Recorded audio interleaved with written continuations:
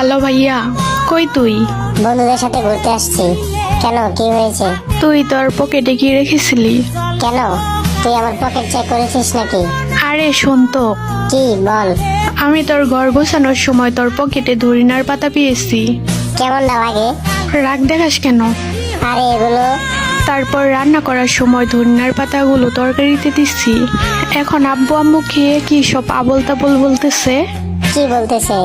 বাবা বলতেছে আমি আকাশে উঠতেছি, মা বলতেছে আমি চাঁদের দেশে যাচ্ছি। আর কি কি বলে? বাবা বলতেছে আকাশের উপর দিয়ে নাকি বিয়ের সব যাত্রী যাচ্ছে, মা বলতেছে চাঁদের দেশে নাকি বর দেখতে যাবে। আর কিছু বলে নাই?